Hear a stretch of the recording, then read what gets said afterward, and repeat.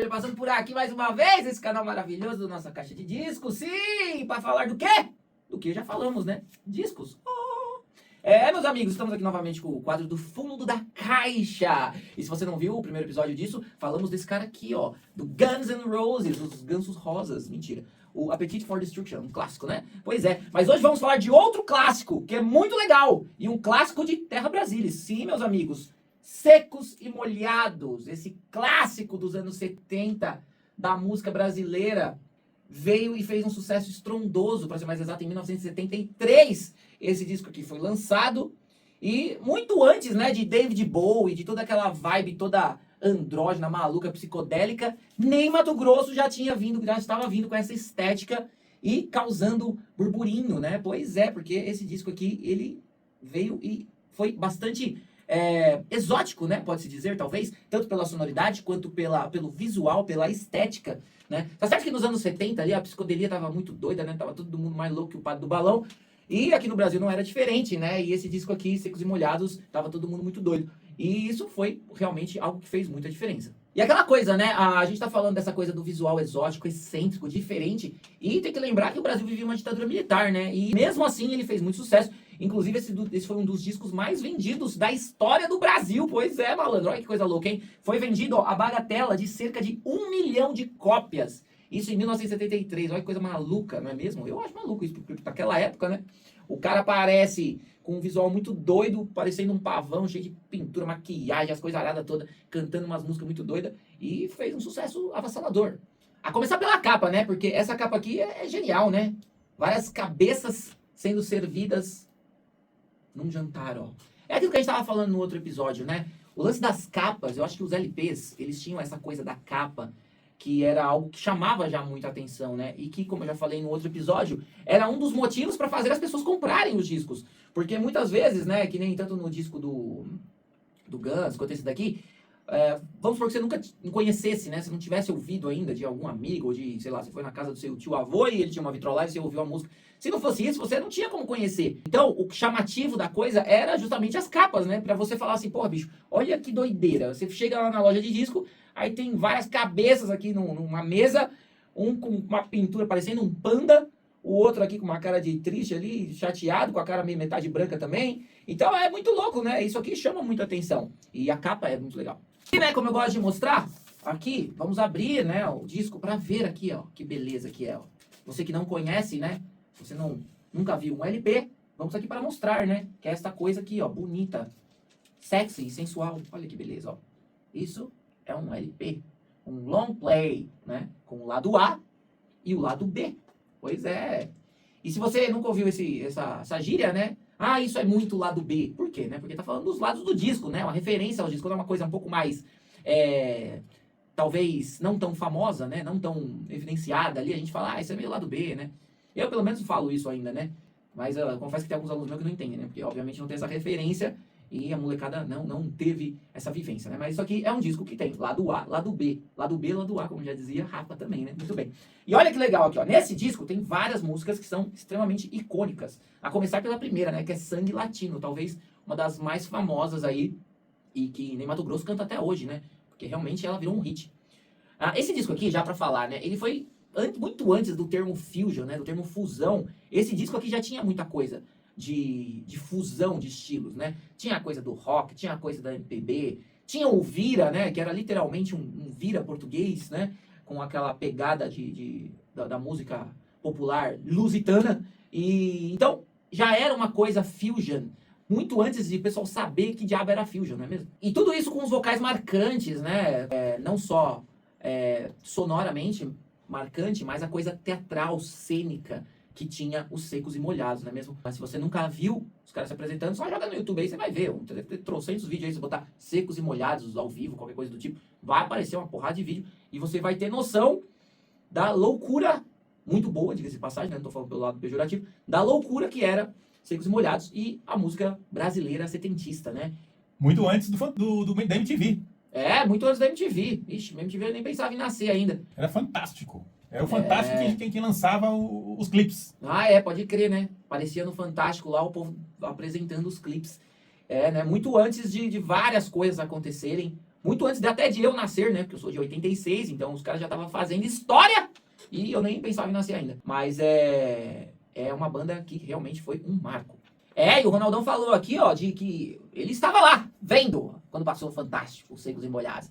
E ele salientou aqui, né, o Ney Matogrosso, ele sempre foi muito expressivo, né? Sempre foi muito de cantar e ele salientou aqui que ele olhava para a câmera de um jeito assim, como se estivesse cantando para você que está aí do outro lado da tela. Pois é, não era algo simplesmente que estava se apresentando ali. Ele queria entregar ali a questão da mensagem, da arte, da música, de uma forma direta, né? Tentando te trazer esse impacto da música de forma visceral, de forma ali quase que pessoal, né? Isso é muito legal. Vou colocar na descrição aí o link de um vídeo dele, bacana do Fantástico. Aí, ó. Assistam que vocês vão ver que o bagulho era louco, hein? E como eu tava falando, né? O Brasil vivia uma ditadura militar, então muitas coisas eram censuradas. Só que aqui, os Secos e Molhados, eles tinham muitas letras poéticas e de forma metafórica, eles conseguiam driblar ali a censura, né? De forma inteligente, né? Conseguindo citar o que era para, dizer o que era para ser dito, só que de forma poética e que você tinha que ouvir ali pelas entrelinhas, né? E como eu tava falando, né, o Ney Matogrosso até hoje ele é vivo. Ele fez um show, inclusive, há pouco tempo, né? Agora fez no Allianz e antes disso ele fez também no The Town. Aí. Eu assisti, tava lá. Olha aí, ó, tá vendo?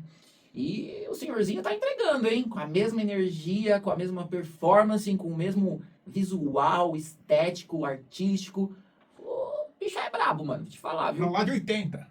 Tá vendo? Quero ver você chegar aí com 80 anos fazendo o que o Ney Matogrosso faz. É difícil, bicho. Então, esse disco aqui, ele foi um disco que ficou marcado, né, na história. E que, na verdade, até hoje, né? A gente não pode falar de rock, de música brasileira, de música popular brasileira, sem citar os Secos e Molhados, né? Eles talvez tenham sido o estopim de muita coisa ali que estava acontecendo nos anos 70 e que acabou influenciando toda uma geração aí com uma ideia de que olha o que pode ser a música, né? Olha o que pode ser o rock, olha o que pode ser a música brasileira.